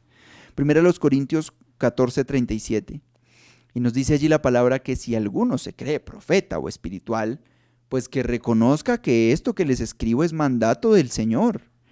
Y primero los Tesalonicenses 2:13 nos dice además que así que no dejamos de dar gracias a Dios, porque al oír de ustedes la palabra de Dios que les predicamos, la aceptaron no como palabra humana, sino como lo que realmente es, palabra de Dios, la cual actúa en ustedes los creyentes. Y es fascinante. Si usted no ha leído nunca la carta a los Gálatas, léala por favor, porque Gálatas es hermosa. Es la carta de la libertad en Cristo. Nos habla de que la santificación la está obrando el Espíritu Santo y no nosotros, que hemos llegado aquí por gracia y que, como me gusta decirlo, todo viene en paquete. La salvación, la santificación y la glorificación vienen en paquete. Nosotros no tenemos que ocuparnos de nuestra santificación. Es el Espíritu Santo el que se ocupa de nuestra santificación. Nosotros debemos estar dispuestos. Eso es lo que la palabra del Señor nos dice allí en Gálatas. Por eso a veces se presenta Gálatas para muchos problemas doctrinales y dice, ve que la salvación se pierde por aquello de que cayeron de la gracia. No, caer de la gracia, como nos viene diciendo, simplemente es eso, es dejar de confiar en Jesús. Y como Hebreos también en muchas ocasiones nos lo dice, porque si dejamos de confiar en Dios, ¿cómo podemos llegar a hacer eso? ¿Cómo podemos llegar a decir que nuestra fe está puesta para cosas eternas en Dios, como jugarnos, digámoslo así, que no nos estamos jugando nada, estamos más que seguros en Dios, en nuestro Señor Jesús? ¿Cómo podemos decir que confiamos en Él confiamos nuestro paso eterno a Jesús y no confiamos a Dios nuestra santificación? Y pasa que como hoy en día, es igual que hoy en día, en ese momento había un grupo específicamente, los judaizantes que llamamos, que decían, bueno, a ver, Jesús sirve como si fuese objeto, pero los sacrificios hay que seguirlos haciendo y hay que seguirse portando como exponen los fariseos y poner la ley de Dios supuestamente en estándares mucho más altos. Y no, hermanos, no. La palabra del Señor nos dice que Pablo allí dice, la expresión es fuerte, sea maldito aquel que predique otro evangelio, no porque hay otro evangelio, sino porque hay uno solo. Aquel que diga otra cosa y que diga que es el evangelio, es más merecedor del infierno que cualquiera. Eso es lo que la palabra del Señor nos dice. ¿Sabe qué dice allí? Dice, mire, les voy a decir una cosa, si yo llego a cambiar lo que les estoy diciendo hoy, yo también merezco ser maldito. Así lo dice Pablo. Y dice incluso, cosa que no escucharon mucho otras religiones, y dice, mire, les voy a decir esto, si llega un ángel, si llega un ser espiritual, si llega una fuerza, si llega alguna cosa de algún otro lado y les predica otro evangelio, ni le crean. Se dice que donde Lutero escribía donde Lutero estaba escribiendo muchas de sus tesis y otras cosas, se dice que se puede ir, eso es un lugar que se puede ir, no se dice, sino que literalmente es así, se puede ir y se puede visitar todos los sitios donde pues Lutero vivió un tiempo y bueno, escribió muchas cosas. Se dice que hay un manchón de tinta en la pared de uno de los sitios que aún sigue allí. Se dice, esto sí que se dice, que una vez se le apareció a Lutero una revelación, supuestamente, un ser y le dijo, yo soy Jesucristo. Se dice que Lutero agarró el tintero y se lo aventó. ¿Qué tal? Nuestra actitud debe ser esa. Tenemos la palabra profética más segura. No andemos por ahí por la vida buscando revelaciones y experiencias, porque el diablo es cochino. Nuestro adversario, que es el engañador, así lo llama la Biblia, está engañando. Si nosotros queremos desviarnos un tantito de la palabra del Señor, Él es el segundo. Él dice, listo, hagámosle. Por eso es importante la hermenéutica bíblica, estudiar e indagar qué es lo que la palabra del Señor nos está diciendo, para no hacer, Dios mío, ayúdanos por favor, Señor, para no hacer como hacen muchas personas que comienzan a coger el Antiguo Testamento como se les ocurre, hasta parece que cierran los ojos y ponen el dedo y dicen, listo, esto es palabra para mí. No. Entendamos la Biblia dentro de su contexto y no comencemos a aplicar promesas ahí de repente porque me parece que suena bonito. No, hermanos. Es nuestra responsabilidad, pero también es nuestro privilegio. Todas las responsabilidades en Dios son privilegios. Es nuestra responsabilidad y nuestro privilegio estudiar e indagar y, como vimos en estudios anteriores, trazar correctamente la palabra. Muy bien. Entonces, hermanos, Pedro declaró incluso que los escritos de los apóstoles están en el mismo nivel de los del Antiguo Testamento. Que el Nuevo Testamento está al mismo nivel del Antiguo Testamento. Vamos a irnos a la segunda carta de Pedro, capítulo 3, versículos 2, 15 y 16. Y allí dice, recuerden las palabras que los santos profetas anunciaron en el pasado y el mandamiento que dio nuestro Señor y Salvador por medio de los apóstoles.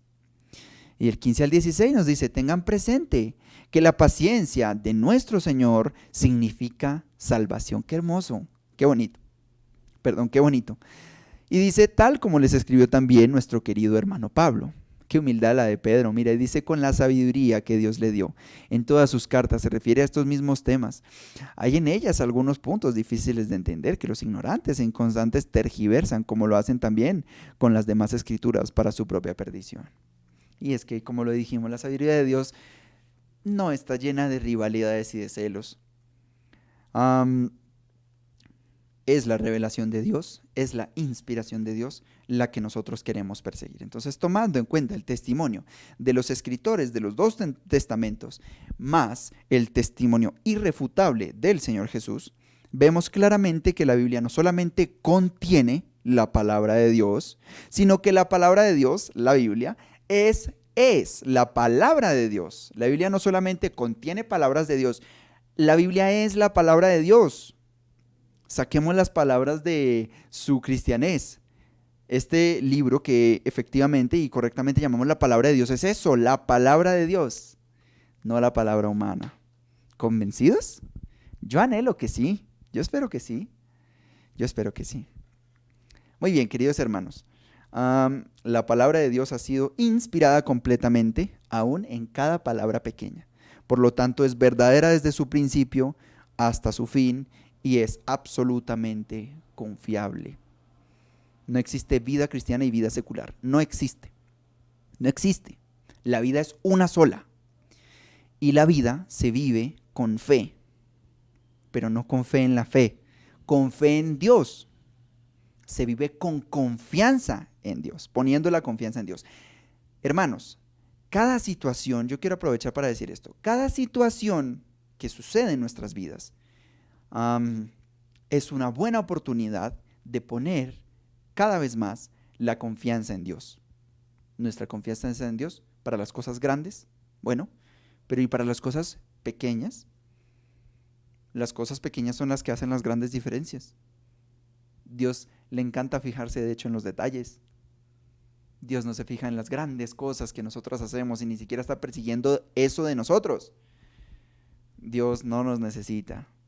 Dios quiere tener una comunión, una relación íntima con nosotros.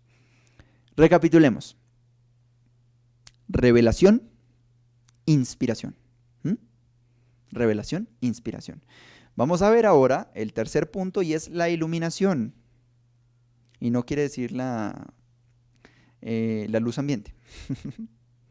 La iluminación nos habla de que Dios, que se ha revelado en su palabra, la cual es su respiración, su respiro, el aliento de su boca, que fue escrita por hombres inspirados por él mismo, que fueron dirigidos, impelidos o impulsados por el Espíritu Santo a escribir lo que él quería. La tenemos como nuestra palabra más segura y quiere decir que si Dios ha hecho este esfuerzo para comunicarse con nosotros, pues entonces no debemos nosotros también hacer un gran esfuerzo para poder entender lo que Él nos quiere decir. Que nosotros tengamos tantas versiones, tantas versiones de la Biblia en español, como lo veíamos en la clase anterior, es algo que ha costado la sangre de muchos seres humanos.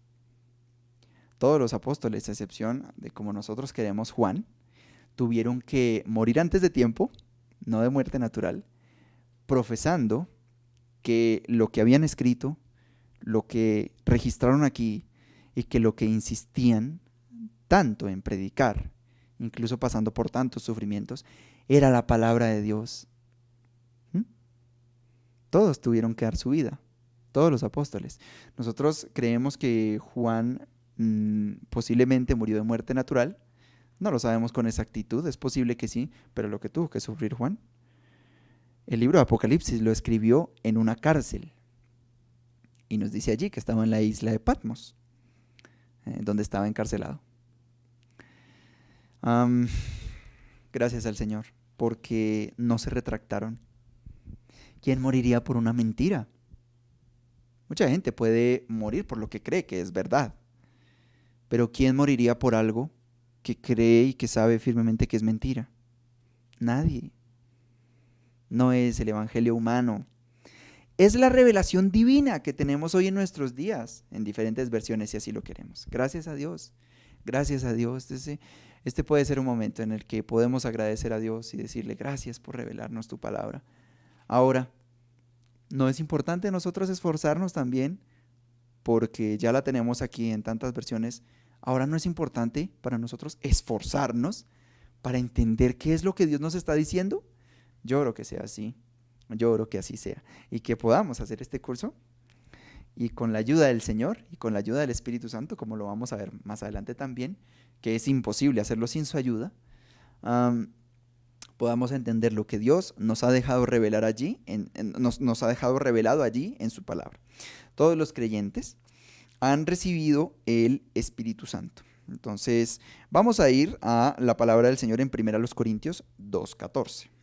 1 Corintios 2:14 nos dice que el que no tiene el Espíritu, y es el Espíritu Santo, no acepta lo que procede del Espíritu de Dios. Es obvio, porque para él es locura. No que la Biblia sea locura, sino que para esa persona es locura. No puede entenderlo porque hay que discernirlo espiritualmente.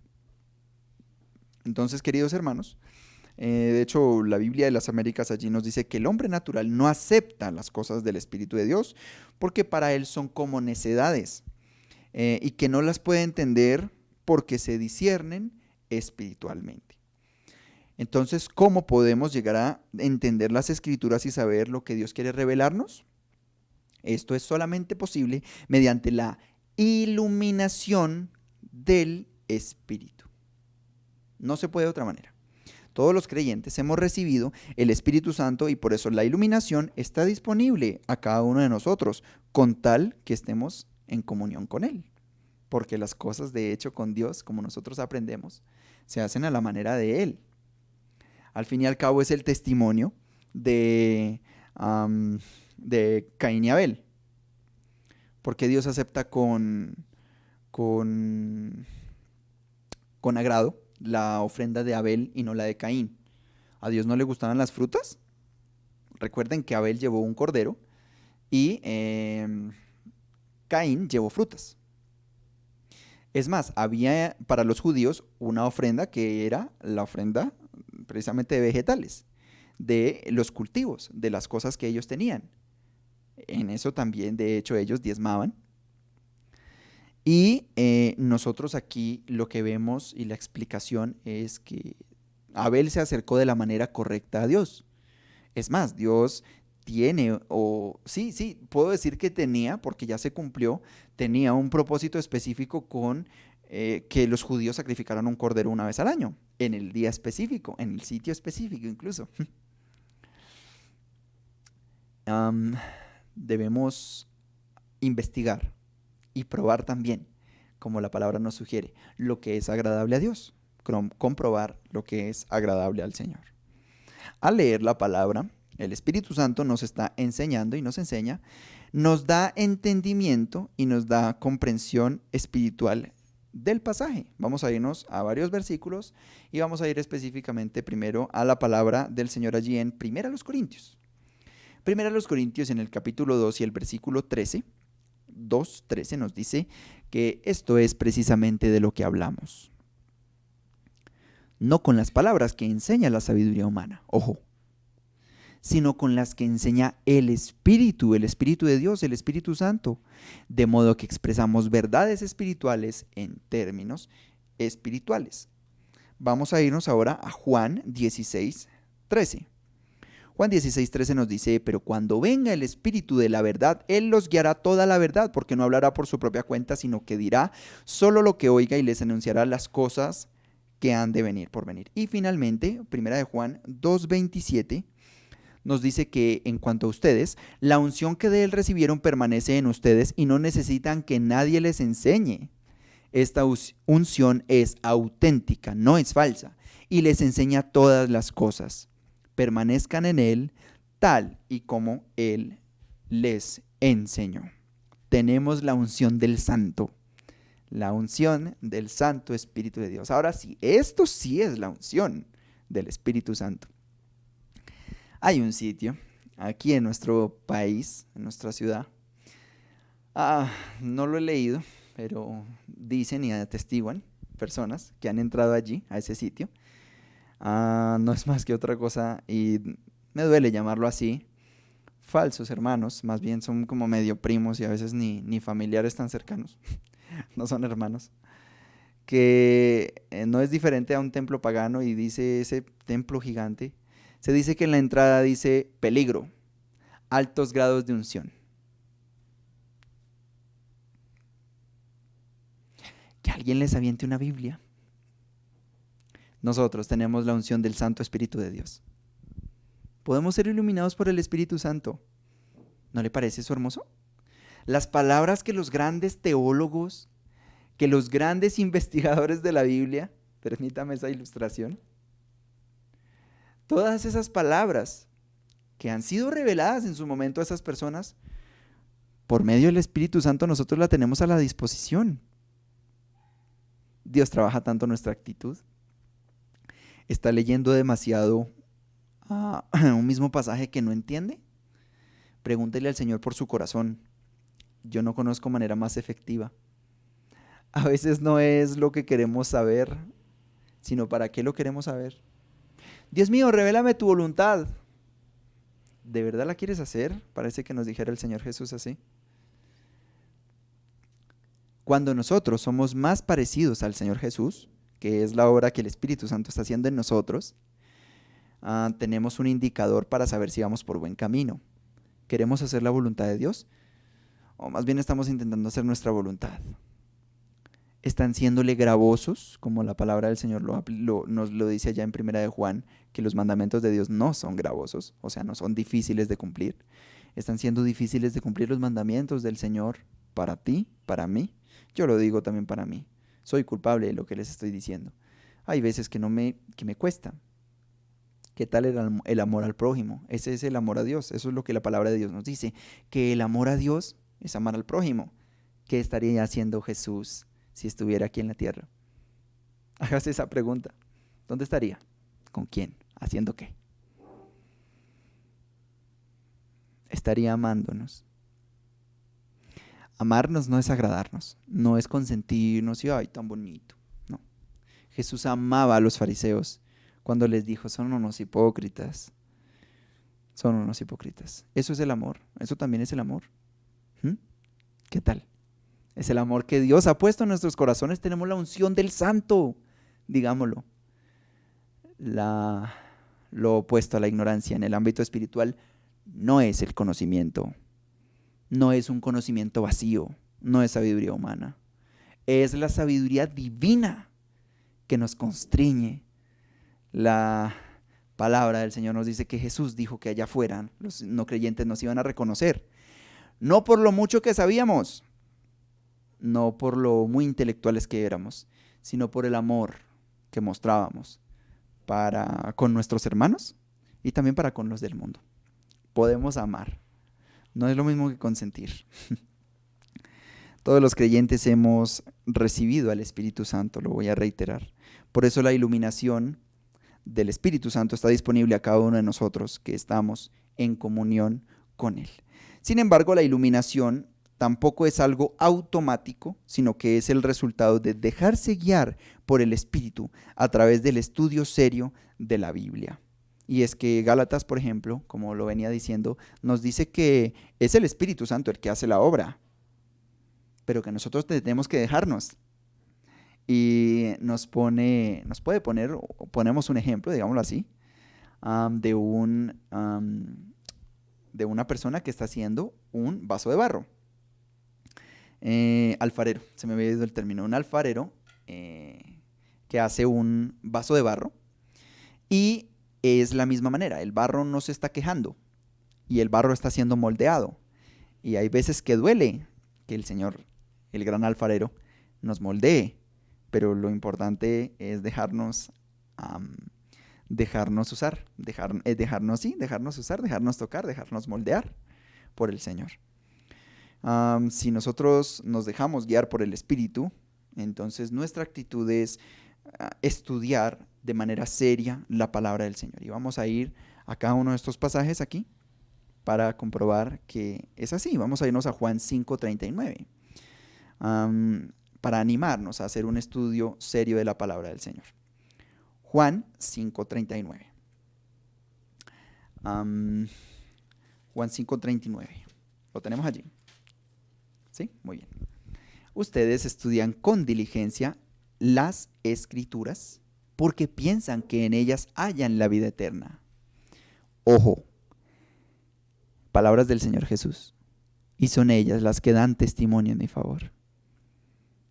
El estudio de la palabra nos lleva al Señor Jesús a conocerlo más. Hechos 17:11. Estos eran de sentimientos más nobles que los de Tesalónica, de modo que recibieron el mensaje con toda avidez y todos los días examinaban las Escrituras para ver si era verdad lo que se les anunciaba. Primera de Pedro 2:2, pasaje que ya habíamos estudiado.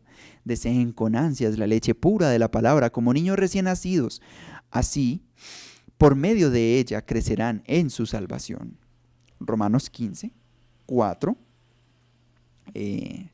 Romanos 15:4 nos dice allí que, de hecho, todo lo que se escribió en el pasado se escribió para enseñarnos, a fin de que, alentados por las Escrituras, perseveremos en mantener nuestra esperanza. Segunda carta de Pedro 1:19.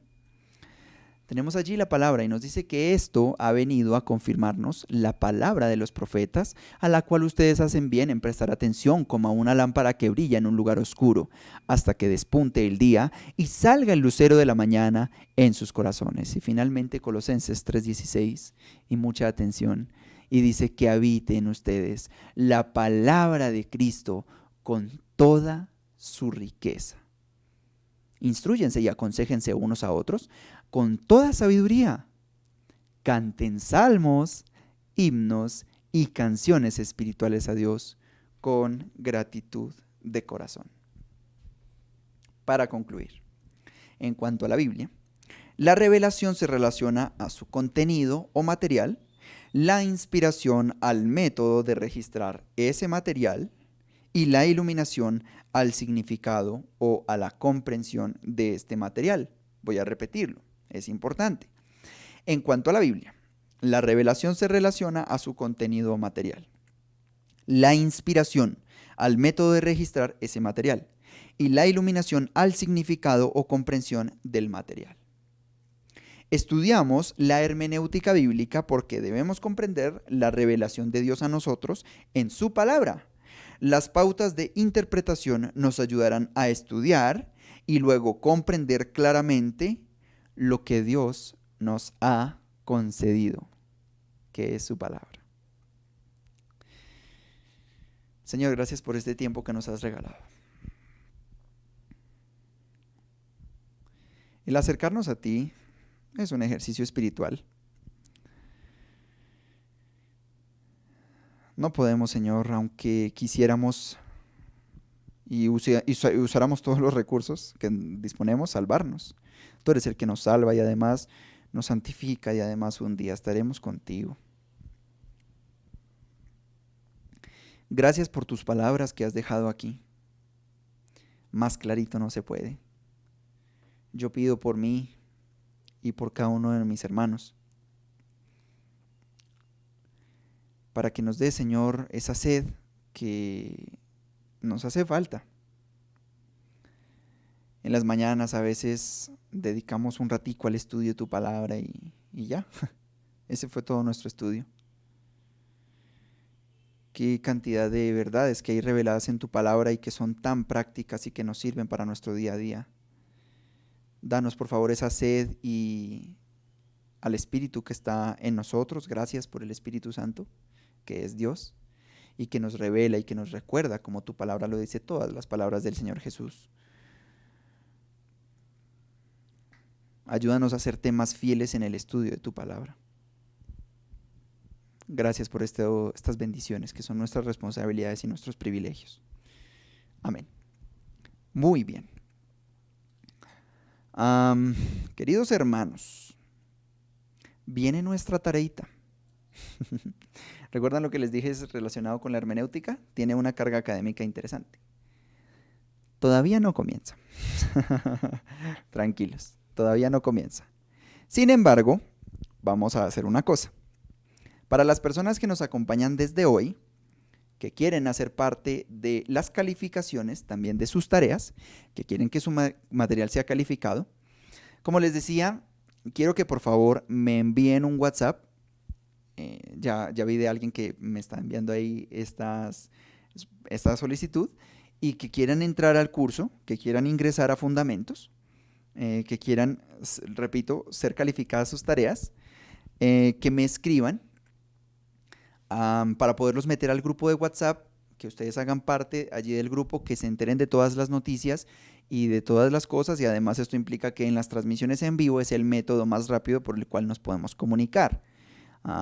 Pueden ser los comentarios en este mismo video o pueden ser los mensajes por WhatsApp, y allí yo les voy a estar respondiendo con ayuda del Señor. También voy a poner en el grupo de WhatsApp todo el contenido que vayamos sacando. He tenido algunos inconvenientes, por eso no he podido enviar el material que prometí. Es un material relacionado con la historia de la Biblia. Si lo quiere, ya alguien me lo pidió, envíeme un mensaje para poderle enviar ese material relacionado con la historia de la Biblia. Y usted en las tareas anteriores se va a dar cuenta de que hicimos un cuadro de todos los libros de la Biblia, Antiguo y Nuevo Testamento. Cada uno tenía que escribir el libro, todos los libros, y dividir en secciones, según si era historia, si era poesía, si era profecía, si era los evangelios, si era cartas paulinas o cartas generales, etcétera. Que si usted quiere hacerlo, le animo a que lo haga. Y mucho ojo, a las personas que ya lo hicieron, vamos a añadirle un punto más a esa tarea, que es la siguiente. Busca las fechas que cubren cada libro del Antiguo Testamento y organiza los libros en orden cronológico por fechas. Voy a decirlo nuevamente. Hay que buscar las fechas que cubren cada libro del Antiguo Testamento y organizar los libros en orden cronológico por fechas. Entonces va a ser una investigación interesante. No ha comenzado todavía en las técnicas de hermenéutica, pero esto es una buena manera de situarnos históricamente en cuándo fue escrito estos pasajes. Voy a repetir una vez más para que quede claro. Desde ceros, la tarea sería de la siguiente manera. Escribir todos los libros de la Biblia, olvidé mencionarlo, al lado, dividirlo por secciones, poner historia, profecía, poesía, escatología si quiere, historia futura. Y al frente de cada libro, que esto fue algo que no mencioné, ¿quién lo escribió? El autor. El único que no vale es el de Hebreos, porque sigue siendo desconocido.